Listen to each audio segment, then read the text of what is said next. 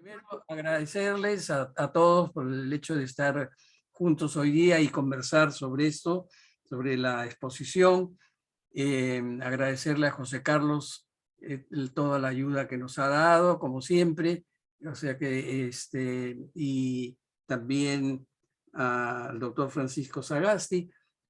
Y yo lo que quería hacer notar es el hecho de que la época anterior en que el doctor Sagasti hace la coreografía, digamos, geométrica, no sé cómo llamarla, ¿no? Es una época, la época anterior es una época muy movida en el campo de los cambios en la música como en las coreografías y en los ballets, ¿no es cierto? Es una época, por ejemplo, tenemos en la música la desaparición de la música con John Cage, ¿no es cierto? Esto del 4 minutos 33 segundos fue el final de la música, ¿no es cierto? Entonces, pero después viene Merce Cunningham, por ejemplo, que en la danza también tiene una importancia. Todos estos concurren a hacer un espectáculo verdaderamente diferente, contradiciendo todas las reglas que se habían dado para el ballet y todo esto. Entonces, la propuesta del doctor Sagasti es muy interesante. Sigue en la ortodoxia del ballet, digamos, de la coreografía, pero sin despreciar la música, ¿no es cierto?, como se hicieron en otros movimientos, que lo deja todo a la explicación geométrica, las matemáticas en ese caso. Nos gustaría, en esta mañana quisiéramos escuchar la propuesta del doctor Sagasti, que ya la explicó el día de la inauguración de la muestra, pero es muy interesante. Hoy día va a tener bastante tiempo como para explicarla y salir de dudas, ¿no es cierto? Las dudas que nosotros tenemos de cómo ha sido, y eso es sumamente interesante. Qué bueno que esté con nosotros hoy día y que tengamos presente la muestra que hemos organizado con José Carlos.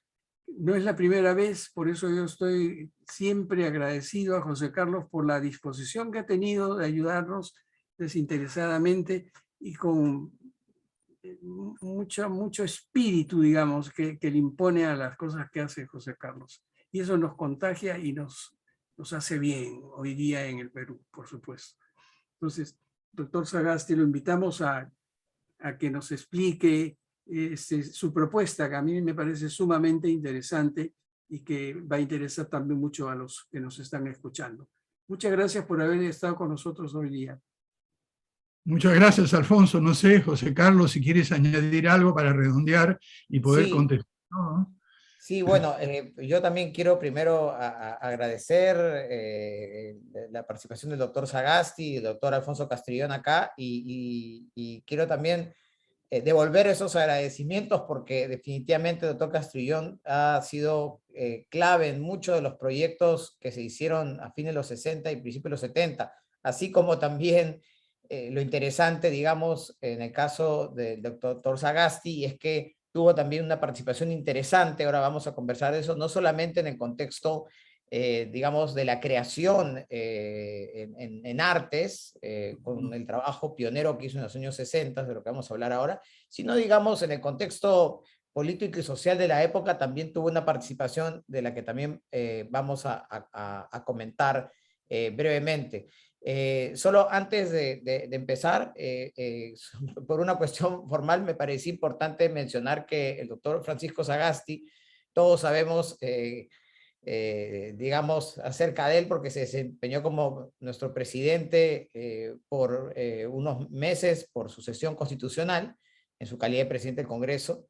Pero digamos, él viene además de una trayectoria en el campo de la ingeniería industrial, estudió ingeniería industrial en la Universidad de Ingeniería, luego hizo una maestría en la Universidad de Pensilvania, en la Pennsylvania State University, y un doctorado en la Universidad de Pensilvania en investigación de operaciones, ¿no? Y ha trabajado en muchos campos vinculados a la ciencia y la tecnología, pero también a la planificación, al planeamiento estratégico.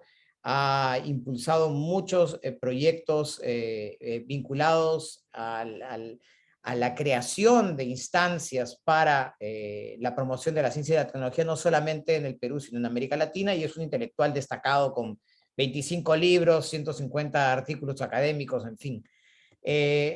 Doctor Sagasti, yo primero quiero nuevamente volver a agradecerle el tiempo.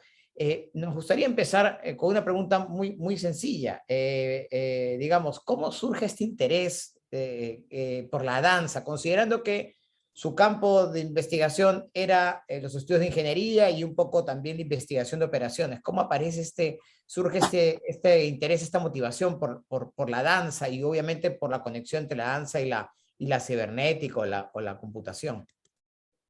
Bien, muchísimas gracias por la invitación, tanto a Juan Carlos como a Alfonso. Realmente es un gran gusto estar con ustedes, el trabajo que han venido haciendo desde hace mucho tiempo para promover, fomentar y difundir lo que es el conocimiento, la vinculación entre el conocimiento artístico, por un lado, la expresión de arte, y por otro lado, lo que es la ciencia y la tecnología, me parece clave y sumamente importante, sobre todo en estos tiempos, ¿no? Quisiera empezar contestando las dos preguntas que me han hecho ustedes al mismo tiempo. Es decir, ¿cómo empieza este interés? Desde muy chico, ya por familia, yo tuve un interés, y mi hermano también, por la lectura, por la literatura, por las artes. Yo recuerdo haber ido con mi madre cuando tenía 6 o 7 años a las funciones de teatro para niños en la Asociación de Artistas Aficionados en el centro de Lima, ahí cargado en hombros viendo las primeras obras. O sea que desde muy niño ya me acostumbré a que lo que era el arte y sobre todo las expresiones escénicas en vivo eran sumamente importantes. Pasar de ahí a ir a ver los distintos ballets a los 9 o 8 años, que las compañías que venían a Lima, fue una cosa natural. Y empecé a interesarme por el tema de danza. Yo no soy un bailarín clásico, ni me interesó mucho ser un bailarín clásico. Eso sí, bailar salsa, rock and roll, twist, esas cosas de esa época, era otra cuestión y me interesó mucho, pero yo veía la danza un poco más desde fuera como un ejercicio de expresión artística sumamente importante. Y me impresionaron mucho de los ballets que vi en Lima. En esa época, por ejemplo, cuando yo estaba en el colegio y los primeros años de universidad, vino José Limón a Lima en más de una oportunidad con su estilo neoclásico extraordinario, distinto, diferente. También vi el ballet de Roger Fennojoa, que dirigía el Ballet de Lima, este famoso coreógrafo francés que introdujo una serie de temas modernos, y todavía tengo presente en mi mente el ballet que él coreografió, La Calle, con Betty Misiego como bailarina principal.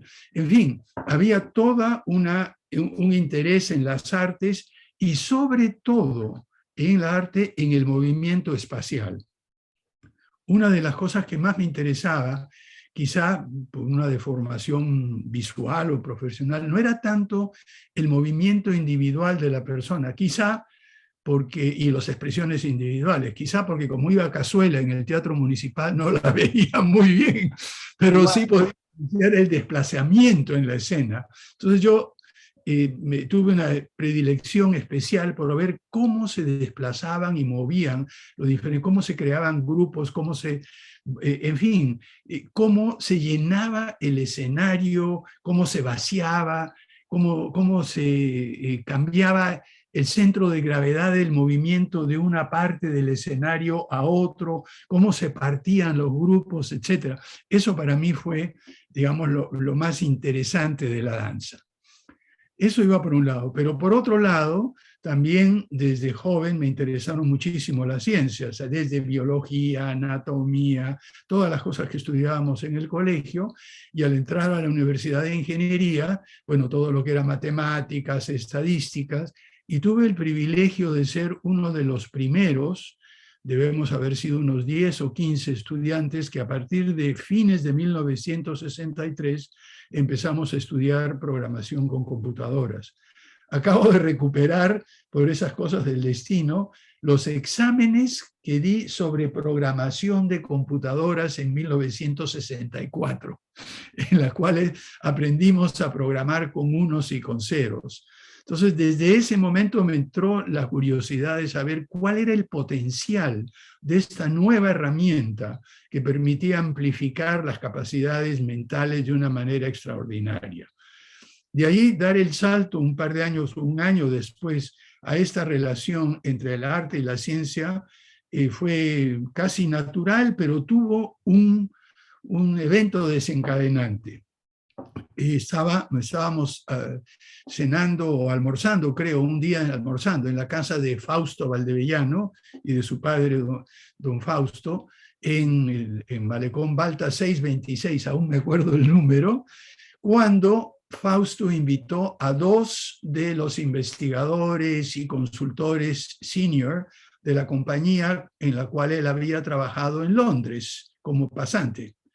En esa reunión, discutiendo, conversando, hablando de las computadoras, esto fue en 1965, en el segundo semestre de 1965, salió el tema de las computadoras. Como don Fausto era muy aficionado a la música, salió el tema de la música, y sin querer queriendo llegamos al tema de computadoras, música.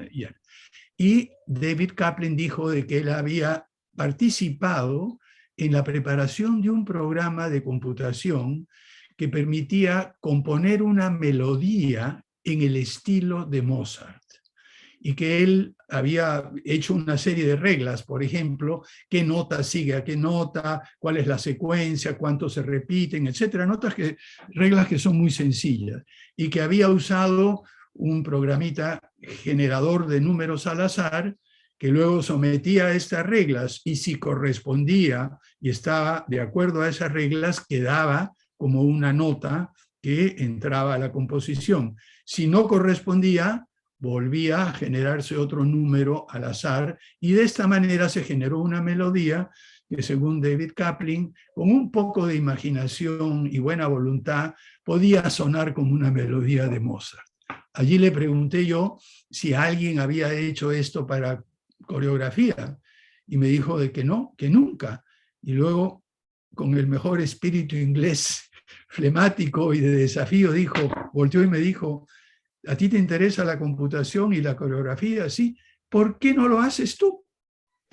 Dije, caramba, si me dice que no haga yo, lo voy a hacer.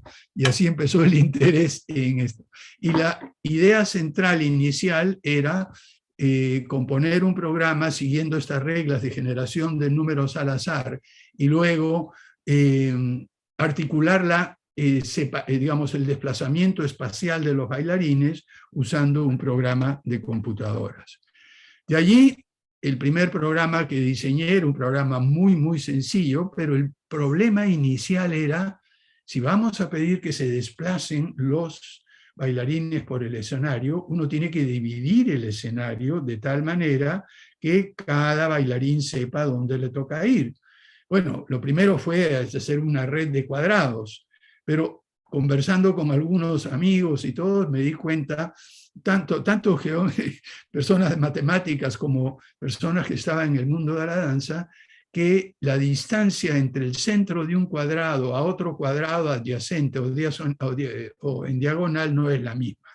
Entonces, decidí usar una red de hexágonos regulares que permiten tener la distancia entre uno y otro hexágono adyacente que sea la misma. A cada hexágono eran 3 hexágonos en 3 filas, hasta un máximo de 6. Le puse un número y se pusieron ciertas reglas. Por ejemplo, uno tenía que definir cuántos bailarines iban a estar en la escena al inicio. Segundo, cuántos bailarines iban a salir y cuántos iban a entrar. Tercero, los bailarines podrían entrar y salir solos por los costados. No podrían entrar o salir hacia hacia la audiencia, ni podían salir hacia arriba, o sea que ya se ponían unas ciertas reglas que limitaran. Y así hicimos un primer programa para 6 bailarines, empezamos con 4, luego entraron 2 en diferentes medidas, y luego salieron 2, y salió 1, perdón, y al final quedaron 5. Esto lo que hizo fue diseñar el desplazamiento espacial. La primera versión no consideraba que un bailarín se quedaba por cierto tiempo en un solo hexágono, sino que en cada movimiento se desplazaba a otro hexágono. El resultado, incluso antes de poner música, fue un pandemonio, porque a cada momento cada uno tenía que estarse moviendo, no tenía tiempo para que hacer nada más, parecía lo que llaman los físicos el movimiento browniano. Por lo tanto, lo que decidimos fue establecer un cierto número de beats, de compases, en los cuales, que eran entre 1 y 8, si mal no recuerdo, en los cuales el bailarín quedaba en el mismo hexágono. Y de esta manera podíamos hacer una danza un poquito más mesurada. No pusimos ningún programa para generar grupos, porque automáticamente se generaban cuando había 2 bailarines en el mismo hexágono, ya era un grupo. En fin, todo esto se discutió al inicio, y como también me gustaba la música, y el profesor Ralph Schneider, que era el director del grupo de danza experimental en Penn State, quien dicho sea de paso, tuvo la generosidad de firmar el pedido para que nos den tiempo de la computadora de Penn State, que era una IBM 360-65, enorme para su tiempo, en 1967, y la usamos con Bill Page, que era un genio de la computación, y entre los dos hicimos los programas. Al final, se armó todo y quedó el momento de elegir la música. Entonces, con Ralph Schneider, lo que decidimos era que era divertido e interesante poner a la computadora algo muy, muy moderno con algo totalmente barroco. Y decidimos por un concierto de violín de Vivaldi, que duraba 1 minuto 45 segundos, decidimos que se tomaría 2 veces para obtener, hasta 3 creo que fue, para tener una danza que dure 5 minutos, y de esa manera juntamos con ese concierto que es así, tan tararán, tan tararán, tan tarararararararán. La ventaja que era 4x4, o sea que permitía que cada movimiento correspondiera a o desplazamiento o permanencia del bailarín en su escenario.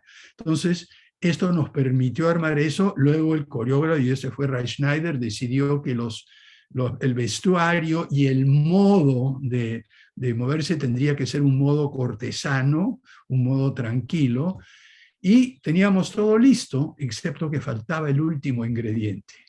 Y el último ingrediente era la motivación de por qué los bailarines se desplazaban de esa forma en el escenario. Y aquí la decisión de Ralph Schneider, con total apoyo de los bailarines y mío, fue que ellos mismos decidieran la motivación. Y decidieron transformar este baile en una sátira amorosa, en las cuales por casualidad un bailarín perseguía a otra, y luego se iban tratando de cortejarla, y ella siempre se escapaba. En fin, al final resultó algo extremadamente interesante y divertido, pero lo más importante fue demostrar que la computadora podía servir como una ayuda a la creatividad artística sin reemplazarla. En el primer artículo que escribí sobre eso, miré hacia el futuro y dije, imagínense que hay un programa de este tipo, que el coreógrafo puede decirle a la computadora que prefiere desplazamientos asimétricos, puede introducirle ya no solo el desplazamiento en el escenario, sino también diferentes tipos de movimientos, etc. Y de esta manera entrenar a la computadora en su estilo de componer coreografía, y que esto podría ser una ayuda importante. Bueno, en un artículo que escribí 50 años después, todo eso ya había sucedido y existen programas de apoyo a los coreógrafos para componer coreografías con la ayuda de computadoras. Yo creo que eso responde a la primera pregunta de ustedes. Sí, no, la responde además con creces. Perdón, Alfonso, ¿tú querías mencionar algo? No, sí, nada más. Después se conversa. Ya, no, yo quería, basado en lo que acaba de mencionar, ir un poquito también atrás, porque creo que el objetivo que se perseguía justamente era, como bien ha dicho, pues, confrontar las respuestas de los bailarines con las notaciones generadas por la computadora, pero como un apoyo. Pero habían años, en la misma época, digamos, casi por la misma época, habían otras líneas de interés en el campo de la coreografía, y estaba Michael Knoll de Bell Labs, que lo que perseguía era un poco diferente, era más bien utilizar el formato notacional, ¿no?, como una forma de almacenamiento de las coreografías de los bailarines, y por lo tanto que no necesariamente, de una forma muy práctica, que no necesariamente tuviesen que hacer las coreografías en conjunto, sino que cada uno podía practicar de manera individual, ¿no? Él lo veía de una manera más, digamos, más de apoyo a lo que podría ser el registro notacional, ¿no? Es más, él habla que lo que a él le interesaba era, digamos, reemplazar un registro visual, es decir, la grabación, la filmación de los bailarines por un registro notacional, ¿no? Que eso me parece interesante, pero digamos, digamos, tenía una connotación diferente al trabajo que ustedes estaban haciendo, ¿no? No tanto. No le hizo dos cosas, ¿no? Y acá estoy leyendo en este momento el artículo que él escribió en 1967, justo en el momento que yo, sin saberlo, él estaba escribiendo esto. No, lo que quería hacer es, en parte, poner una computadora en tiempo real. Es decir, no tanto darle... Él tenía dos aspectos, ¿no?, que quería perseguir. Por un lado, ver en qué manera la computadora podía interactuar en tiempo real con los bailarines. Esto era una cierta fantasía que solo pudo realizarse 30 años, 20 años después, a pesar de que él planteó algunas ideas. Y la segunda cosa es lo que usted ha dicho, Juan Carlos, que es que todos sabemos lo difícil que es anotar movimientos espaciales en coreografía. Hay como 3 o 4 métodos que compiten entre sí. El más conocido es la band notation, que se hizo, pero hay 3 o 4 más métodos diferentes o distintos. Y la segunda cosa que Knoll trató de hacer es ayudar en el registro y la preservación de coreografías mediante el uso de computadoras. Dicho sea de paso, esto ha sido uno de los principales usos de computadoras en coreografía desde entonces. Ya, ahora sí, por ejemplo, se toman videos y hay programas que analizan los videos y pueden codificar los movimientos y transformarlos en una notación especial. Estoy tratando de ver cuáles eran los nombres de las otras. Aquí Dance Recording, ¿no? Acá, por ejemplo, Rudolf von Laban empezó en 1920 ese tema y creó el programa que se llama Laban Notation. Otros más, Calvert hizo otro programa unos años después. Luego se pasó de la band Recording a la band Dancer, en fin, y esto empezó. Luego vino el trabajo de Sutil, que también cambió, y luego hay toda una serie de esquemas. Aristotle hizo otro trabajo, y al final lo que se logró hacer es desarrollar sistemas, y cada coreógrafo tenía su preferido, como para poder registrar sus propias coreografías y preservarlas para que otros puedan bailarlas, ¿no? Esto fue uno de los usos, pero desde el primer momento también se pensaba en el uso de computadoras para interactuar con los bailarines.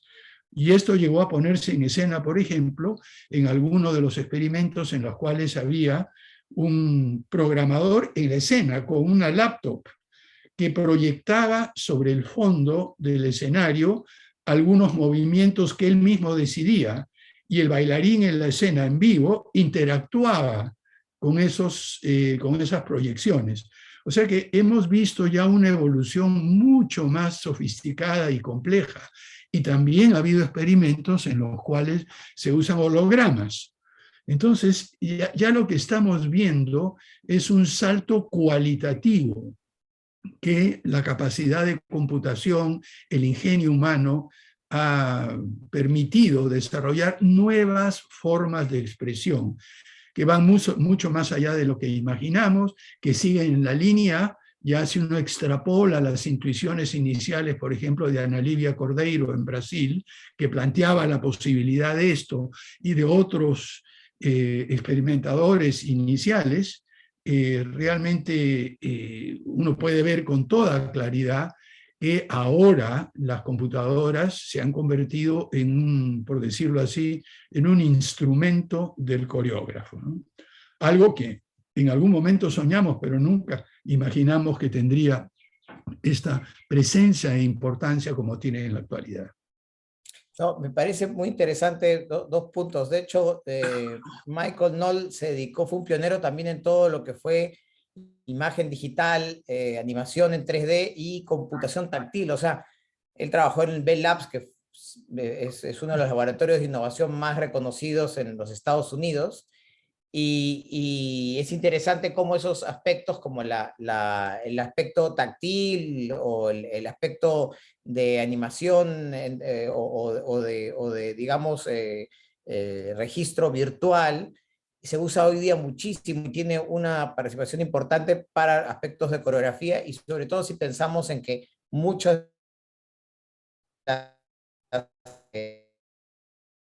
de se pueden trasladar hoy día a la realización de las acciones y las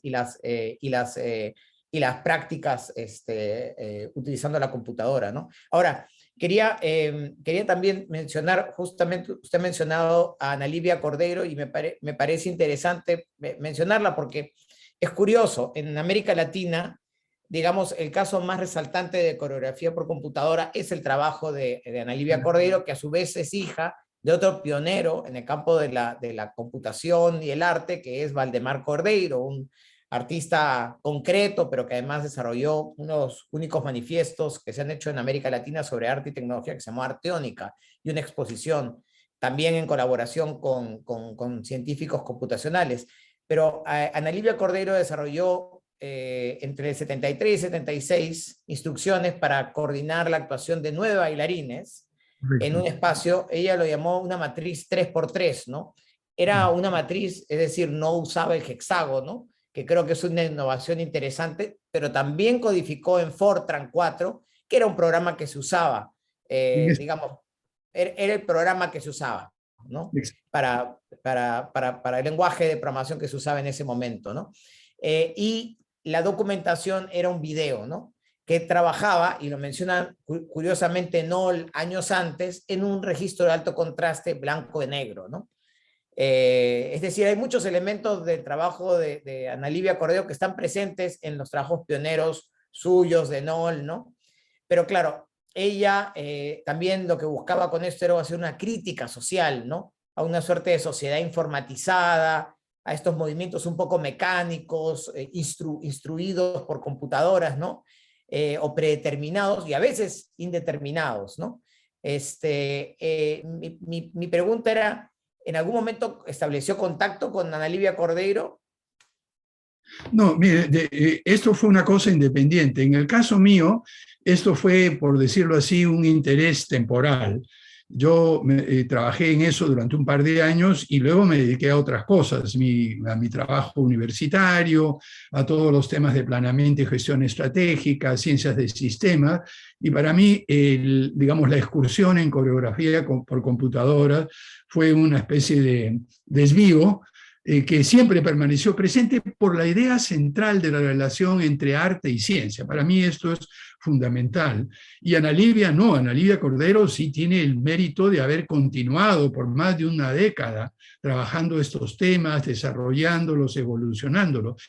Pero al mismo tiempo, esto no sucedía solo en América, ¿no? Estoy revisando el trabajo que hizo, por ejemplo, John Lansdowne en Inglaterra, el trabajo que se hizo en Sydney con el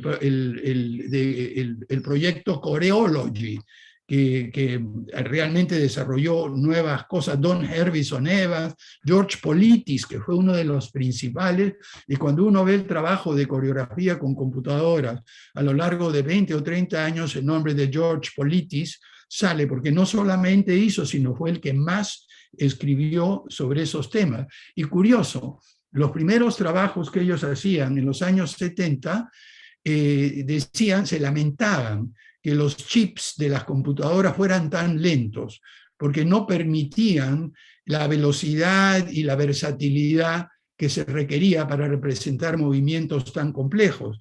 Hubo que esperar 20 o 30 años para esos desarrollos, para que, por ejemplo, aquí estoy viendo la de Ana Livia Cordero, ¿no? Entre el 76 y el 76, fueron sus principales experimentos. Y lo que hizo fue crear lo que mencioné anteriormente, una danza interactiva entre el bailarín y una proyección en televisión, una proyección de imágenes. No, esto ya era una innovación. Lo que hice yo era simplemente diseñar el movimiento espacial. Dicho sea de paso, tratamos también describir y poner un generador de tipos de movimiento de cada bailarín, pero cuando entré a ver la notación Laval y luego la Beneš, me di cuenta que esto era demasiado complejo y simplemente escapaba mis posibilidades siquiera de imaginar, y ciertamente la de mi colega de Bill Page de programar.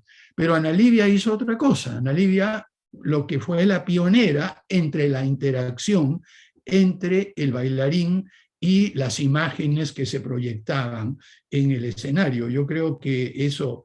Ahora, dicho sea de paso, a partir de los 80 vemos una explosión de experimentos en Europa, en Australia y sobre todo en los Estados Unidos, en British Columbia también, en Canadá, en la cual se hicieron talleres que duraban una semana, 2 semanas, experimentando. En Francia también se avanzó muchísimo con Paulette Cotet-Lorenz. En fin, hubo incluso un experimento en el cual trataban de integrar los diferentes estilos de coreógrafos para que sirva como un repositorio de enseñanza a futuros coreógrafos, tomando tanto imágenes como texto, como algunos programas que generaban danza. Entonces, ahí vino el programa Dance Maker y muchos otros más.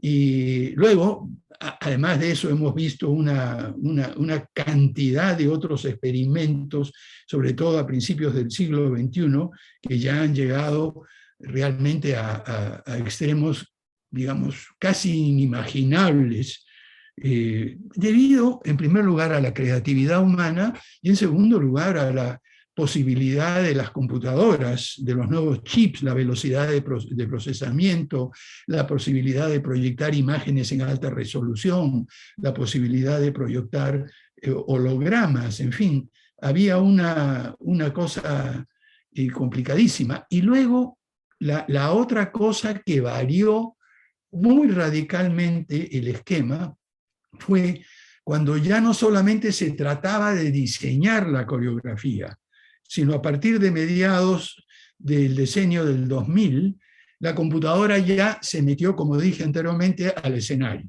Es decir, ahora no era un tema de bailar o representar una coreografía diseñada entre el coreógrafo y la computadora con el apoyo de la segunda, sino hacer que la computadora interactúe en tiempo real con el bailarín. Y esto cambió totalmente el escenario con un software. Mark Coniglio, por ejemplo, lo hizo en los fines de los 90, esto se hizo en Ohio State, estoy viendo, Kate Sicchio, por ejemplo, hizo un trabajo interesantísimo también. En fin, realmente en este artículo publicado en el 2019 en Dance Chronicle, yo hago una reseña de todo lo que sucedió después. Y debo confesar de que mi primer artículo en 1970 era un poco, se quedó muy atrás, muy ingenuo.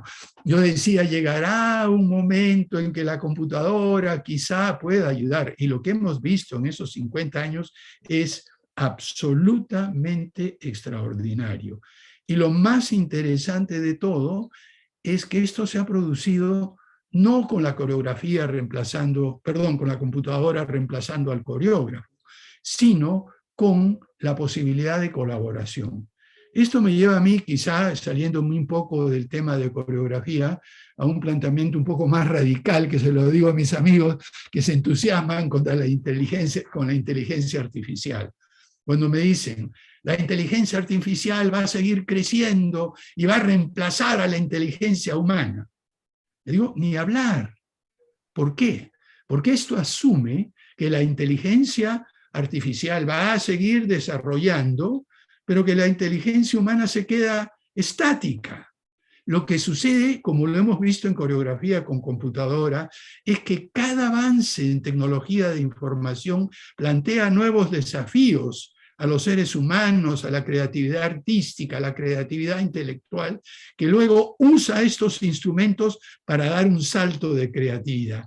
Entonces tenemos un esquema en el cual cada avance en lo que es tecnología, en lo que es la ciencia, genera desafíos y posibilidades para el artista y el intelectual. Así que yo no veo ninguna situación en el futuro en el cual la inteligencia artificial, tal como la conocemos ahora, pueda reemplazar o desplazar la inteligencia humana de forma alguna. Y volviendo al campo de coreografía con computadoras, creo que los experimentos que hemos visto durante los últimos años demuestran todo eso con claridad, ¿no?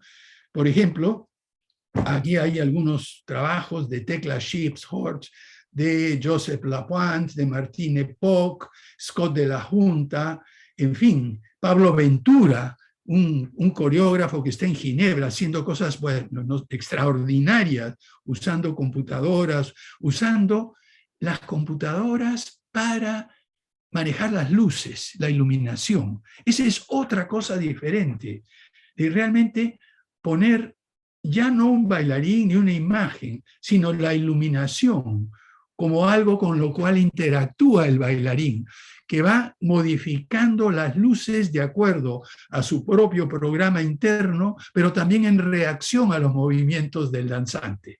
Entonces, ya vemos todas esas posibilidades extraordinarias. Y lo mismo se ha hecho con la música, que la música reaccione a los movimientos del bailarín y cree otras secuencias diferentes que obligan al bailarín a modificar su danza y a su vez presentan desafíos al programa, ¿no?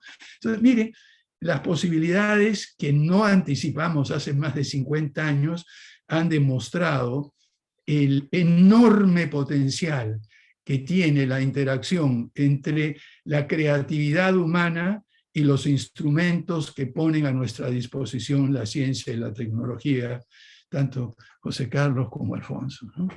No, yo quisiera, solamente conectando esto, es verdad que además el desarrollo de una práctica influye en otras, ¿no? Por ejemplo, en Canadá, donde se ha avanzado mucho en ciertos campos de industrias creativas, se desarrolló mucho todo lo que fueron los programas o los software de animación en 3D, ¿no? Que hoy día es una gran industria, ¿no? Entonces, cuando hablamos justamente de la evolución creativa, también hablamos de cómo confluyen diferentes prácticas, porque en una sucede un reto nuevo y viene una especialidad diferente a ver cómo ayuda a resolver ese problema. Entonces ahí se conectan muchas veces a los artistas con los ingenieros y científicos, ¿no? Que eso es algo muy, muy normal en los estudios interdisciplinarios o transdisciplinarios el día de hoy. A mí lo que siempre, ya vuelvo a la primera pregunta, es decir, a mí siempre me ha interesado lo interdisciplinario.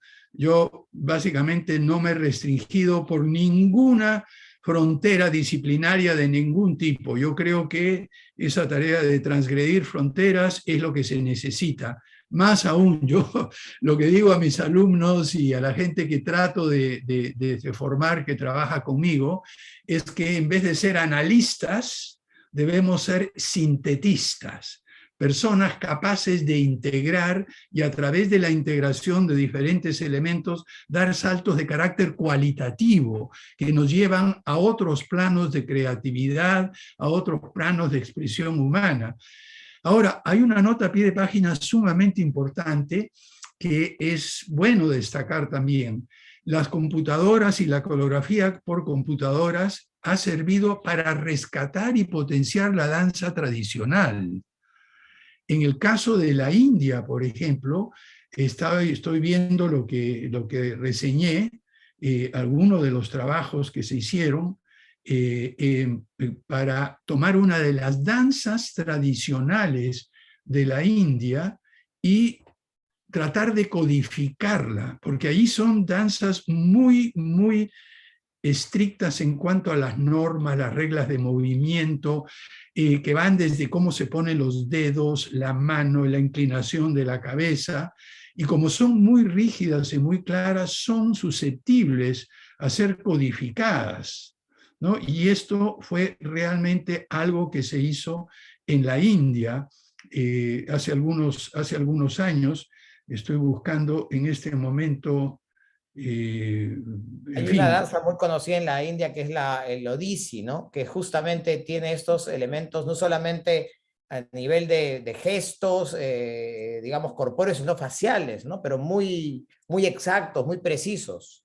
Claro, la danza que trataron era Bharatanatyam, y el trabajo que hicieron Sangeeta Yadev, Manish Joshi y Jyoti Pawar desarrollaron un programa para descubrir nuevos pasos de danzas y movimiento en esta danza clásica, para darle a los bailarines un repertorio expandido. ¿Qué quiere decir esto? Que todos los bailarines recibían dentro de las normas una serie de movimientos. Lo que ellos trataron de hacer es, muy bien, si romper estas reglas hay algo que escape la tradición y que amplíe la gama de movimientos, y sí, descubrieron algunos nuevos movimientos que cuando se bailaron delante de expertos de danza, la mayoría de ellos, 15 o 16 de 18, dijeron que eran movimientos dentro del canon clásico de este tipo de danza. Y eran totalmente nuevos. Entonces, lo que quiero decir es, esto es un nuevo ejemplo de la forma en la cual, aún permaneciendo dentro de los límites de las fronteras de lo clásico, es posible explorar nuevas opciones que nos genera el uso de instrumentos como una computadora, como las ciencias de la tecnología de información, ¿no? Yo quisiera, no sé, el doctor Castrillón, quizás tiene algún comentario. Bueno, sería un comentario más clásico que moderno, digamos, ¿no? Porque pienso un poco en los pasos del ballet, están totalmente clasificados.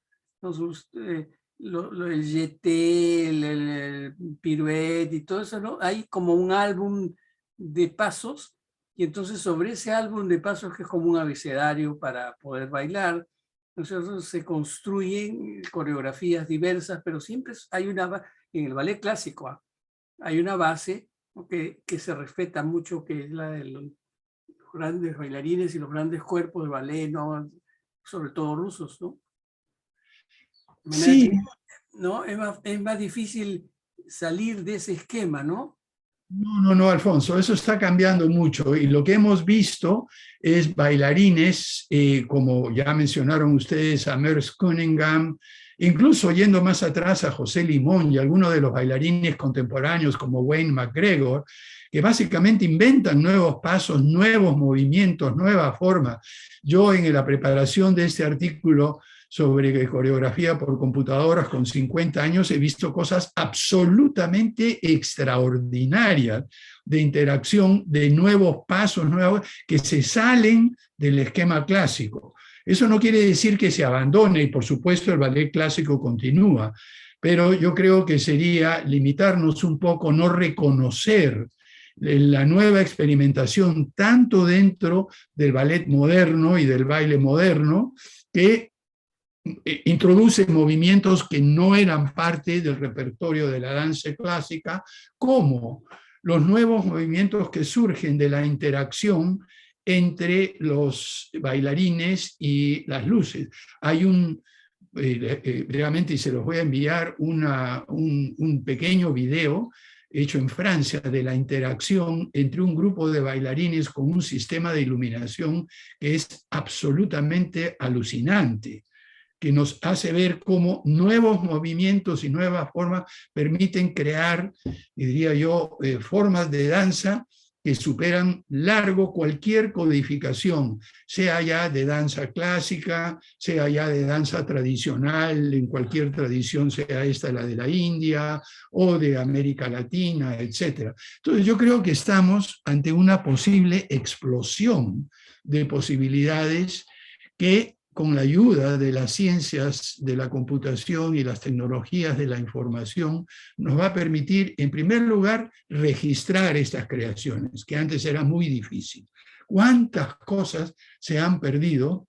Yo he leído algunas memorias de bailarines que trataban de recordar los que hacían los grandes coreógrafos, Petipa y Aguilera, en los cuales solamente había formas de registrarlo con la mano y luego primitivamente en algunas películas. Ahora tenemos la posibilidad de registrar de una manera realmente, incluyendo, por ejemplo, sensores puestos en diferentes partes del cuerpo del bailarín que registran en detalle el movimiento y lo traducen en código de computadoras y en programas que nos permiten entender exactamente qué sucede y luego manipular esos movimientos de tal forma de crear virtualmente en computadoras o en hologramas movimientos similares a los del bailarín que se registró. Entonces yo creo que estamos ante una explosión de creatividad, de posibilidades que sobrepasa cualquier cosa que hubiéramos imaginado hace siquiera 15 o 20 años. En este artículo yo trato de terminar imaginándome cómo sería un uso de todo lo que son las tecnologías de información en la danza en el futuro. Y más allá de que los bailarines interactúen entre sí o interactúen con computadoras o tecnología de la información controlando las luces y hologramas, podríamos imaginar que también pueden interactuar con la audiencia. Imagínense por un momento la posibilidad de tener unos visores que nos permiten ver el escenario y los bailarines en el escenario, pero también escoger qué imágenes virtuales sobreponemos o añadimos a lo que está en el escenario. Y podemos tener un sistema en el cual, por mayoría, los que se imaginen alguna cosa en el escenario es lo que se baila. En fin, la interacción... La participación del público. Exacto. Sí. La interacción entre el público y el bailarín, que es la siguiente etapa, a mi juicio. Yo estoy absolutamente seguro que dentro de 20 o 30 años vamos a ver danzas y movimientos en el escenario co-creados por la audiencia, por la tecnología de la información, por el coreógrafo y por los bailarines, de tal manera, como dice MacGregor, que cada danza es diferente en una performance a otra, porque la audiencia es distinta, porque los programas son diferentes, porque, digamos, las emociones del bailarín son distintas. Entonces, todo esto nos lleva a un plano de creatividad artística, de involucramiento, digamos, estético y emocional de en lo que es el arte, con el apoyo de lo que son las tecnologías de la información, que no hemos visto aún y que realmente requieren mucha, mucha imaginación. Yo quisiera, solo para cerrar, tomaría otra sesión, conversar sobre toda la experiencia posterior justamente al doctorado, las numerosas funciones que desarrolló en los 70 sobre todo, que era una época también muy creativa, trabajando en el Instituto Nacional de Planificación, en el INTINTEC, en el Consejo Nacional de Investigaciones, asesorando al gobierno en temas justamente de ciencia y tecnología, ¿no? Y hasta su reciente participación como presidente del Perú por sucesión constitucional. Pero yo solamente quisiera, para terminar, preguntarle, considerando esta experiencia previa y su experiencia de los últimos 50 años en el campo de la política pública en ciencia y tecnología, ¿cómo imaginaría, y estando en la posición más importante y de mayor responsabilidad en un momento tan complejo como el que hemos estado pasando, cómo imaginaría o cómo ha pensado alguna vez, ha imaginado una política creativa y cultural vinculada con la tecnología en el Perú? Bueno, yo creo que eso es absolutamente esencial. Desgraciadamente, creo que no se entiende muy bien. Yo creo que el Perú tiene unas oportunidades absolutamente extraordinarias que no tiene prácticamente ningún otro país del mundo. En primer lugar, somos herederos de tradiciones en plural, milenarias, de cientos de años de expresiones artísticas de todo tipo, en pintura, en danza, en música, en escultura, en objetos, en fin, que son una, y han sido a lo largo de la historia, una riquísima fuente de inspiración y lo siguen siendo, felizmente. Al mismo tiempo, tenemos profesionales, investigadores y científicos de altísimo nivel, como usted, Juan Carlos, que desgraciadamente pasa más tiempo fuera del país que en el país. Pero si vemos en cualquier parte del mundo, vamos a encontrar esa capacidad de creación intelectual, esa capacidad de creación científica en tecnología de los peruanos en el exterior. Julio Ramón Ribeiro tiene una frase que a mí me impactó mucho hace mucho tiempo, que era: qué difícil es ser peruano en el Perú. A los peruanos generalmente nos va muy bien en cualquier otro lugar que vamos y todo eso. Pero imagínense por un momento una política pública, un apoyo del sector privado, una participación activa de la sociedad civil, un involucramiento de la academia en apoyar esa posibilidad de recuperar esa riquísima tradición creativa y tecnológica que tenemos, con todos los avances de la ciencia y la tecnología moderna que encarnan muchísimos peruanos, tanto aquí en el Perú como en el extranjero. Si juntamos esas dos cosas, además, uniéndolo al extraordinario potencial de recursos naturales que tenemos, esa maravillosa diversidad de diversidades que no tiene ningún país, diversidad de suelos, diversidad de recursos mineros, diversidad de fuentes energéticas, diversidad de bosques, diversidad de fuentes de agua, diversidad de pesquería, diversidad cultural, en fin, lo que en este mundo que se viene tan complejo, lo que nos va a dar a cualquier sociedad la capacidad de adaptarnos y resistir y ser resilientes, va a ser la diversidad.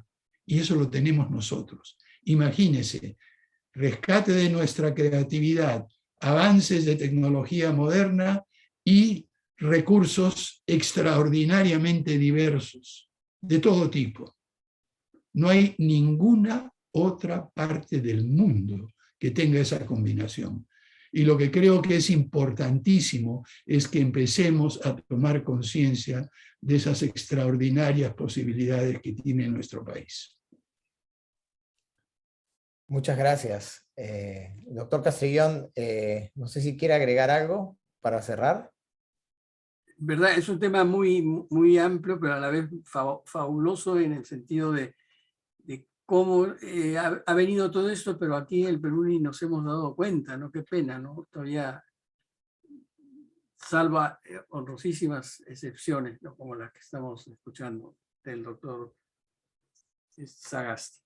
No solamente agradecerles por esta posibilidad de escuchar un tema tan interesante y sobre todo lo que deja por ver, ¿no es cierto?, por hacer. La pandemia y otras circunstancias políticas han hecho que, por ejemplo, ya no vivamos la vida cultural que se hacía, por ejemplo, en los años 50, 70 en el Perú, ¿no? Con teatro, con ballet, con orquesta sinfónica y todo eso. Estamos un poco alejados de este mundo por las circunstancias que todos nosotros conocemos, ¿no es cierto? Como que hay que poner una inyección para reaccionar, ¿no? Yo creo que puede ser cambiando ciertas cosas naturalmente, porque estamos un poco atascados en este momento, ¿no? Bueno, muchísimas gracias a ambos y nuevamente... No, Mira, si me permites terminar con una pequeña reflexión. Tú has mencionado el tiempo que pasé a cargo del gobierno de transición y emergencia como presidente por sucesión constitucional. Cuando llegamos al gobierno encontramos inestabilidad, problemas, dificultades, la cosa terrible, realmente una situación extremadamente difícil. Para citar solo un ejemplo, nadie pensaba que era posible conseguir suficientes vacunas en corto tiempo para vacunar 3 veces a toda la población objetivo. Lo hicimos. ¿Qué quiero mostrar con esto? De que cuando se junta gente, lo hicimos trabajando en conjunto con el gobierno, el sector privado, la sociedad civil, la academia, los gremios, los sindicatos, los gobiernos regionales, los gobiernos locales, las comunidades religiosas, las confesiones de fe, el apoyo internacional. Sí se pueden hacer estas cosas extraordinarias que en un momento nos parecían imposibles. Y eso lo demostramos en el gobierno de transición y emergencia. No tenemos por qué ser pesimistas, no tenemos por qué pensar de que el Perú no puede salir adelante. Gracias por la oportunidad, tanto Alfonso como José Carlos, y espero verlos en otra ocasión. Muchas gracias a usted por su tiempo y por lo que nos ha dicho, que verdaderamente es interesantísimo. Muchas gracias, sí, a Alfonso, muchas gracias, doctor Sagasti, no solamente por esto, sino por todo lo demás. Todo lo sobre demás. todo por la etapa en donde usted estuvo en el gobierno de emergencia y por todo lo que se pudo hacer, y como usted dice, el trabajo en equipo entre las diferentes instancias que agrupan a la comunidad nacional. Bien, muchas gracias, un fuerte abrazo. Gracias. Felicidades y gracias. Muchas gracias. Chao, chao. Chao.